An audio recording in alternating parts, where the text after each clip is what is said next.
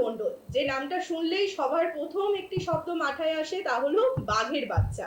কেন না, তার সাহসিকতায় দল তাকে সেই নাম দিয়েছিলেন। কিন্তু সেই অনুব্রত মণ্ডল যখন দিনের পর দিন শ্রীঘরে বাস করলেন এবং সেখান থেকে ফিরে এলেন, তারপরে জল্পনা রটেছিল যে তিনি কি আবার আগের মতোই জনগণের সমর্থন পাবেন। উত্তরটা পরিষ্কার হয়েছে রবিবার। রামপুরহাটের জনসভায় একেবারে জনজোয়ার, যেখানে অনুব্রত মণ্ডল তিনি বাঘের মতোই দাপিয়ে বেড়ালেন সবটা। পরবর্তীতে বিভিন্ন অভিযোগ, যাকে জেলে রাত্রিনিবাস করতে হলেও তিনি আবার তার পুরনো রূপে রামপুরহাটের মহামিছিল যেন আরো একবার বুঝিয়ে দিল সেই কথা। রামপুরহাটে তৃণমূল কংগ্রেসের ডাকে অনুষ্ঠিত হয় এক বিশাল মহামিছিল। নেতৃত্ব দেন দলনেতা অনুব্রত মণ্ডল।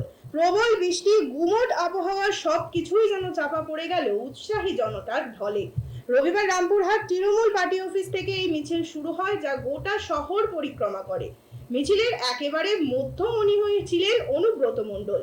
পাশে দেখা যায় রাজ্যসভার প্রাক্তন সদস্য বিকাশ রায়চৌধুরী। এছাড়াও এই দিন একই স্থানে উপস্থিত ছিলেন কাজল শেখ, সাংসদ শতাব্দী রায়, বোলপুরের বিধায়ক অসিত মাল থেকে শুরু করে আরো অন্যান্য সাধারণ কর্মীরা।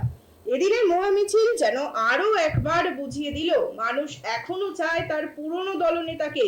অবশ্য এদিন তাদের তরফ থেকে বলা হয়, এই মিছিল শুধুমাত্র শক্তি প্রদর্শন নয়, বরং দলের প্রতি সাধারণ মানুষের অটুট আস্থা ও ভালোবাসার প্রতিফলন।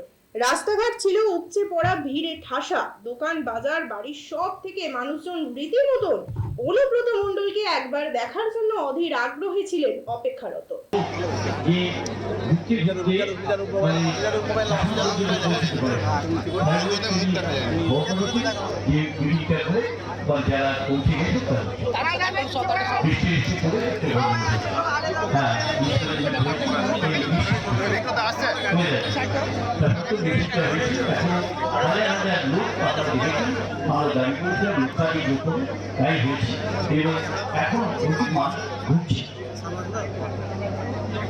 বলছি, আপনি বারবার স্টেজে অনুব্রত মণ্ডলকে ডাকলেন, তো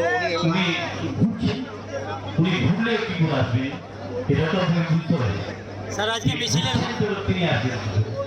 আজকে মিছিলের উদ্দেশ্য কি? উদ্দেশ্য কেন্দ্রীয় সরকারের যে বঞ্চনা তার নির্বাচনে বীরভূম জেলার যে 11টা বিধানসভা আছে, 11টা বিধানসভাতে জোড়া ফুল ফুটবে। মমতা বন্দ্যোপাধ্যায়, অভিষেক বন্দ্যোপাধ্যায়ের মঞ্চ প্রার্থীরাই জয়যুক্ত হবে, আর বিরোধীদের নাস্তা নাবুদ করে ছাড়বেন। আপনি তো স্টেজে আসলেন এবং আপনি আপনার নামও করলো। আমরা সবাই এসেছি, কিন্তু আমরা সবাই একসঙ্গে আছি। বীরভূম জেলা তৃণমূল কংগ্রেস মমতা বন্দ্যোপাধ্যায়ের নেতৃত্বে যে কোর কমিটি তৈরি করেছে, সেই কোর কমিটি আগামী দিনে পরিচালনা করবে। বীরভূম জেলায় 11টা সিট 26 নির্বাচনে আপনারা মিলিয়ে নেবেন, গণনা কেন্দ্রে যাবেন। শুধু জোড়া ফুল ছাড়া অন্য কিছু থাকবে না।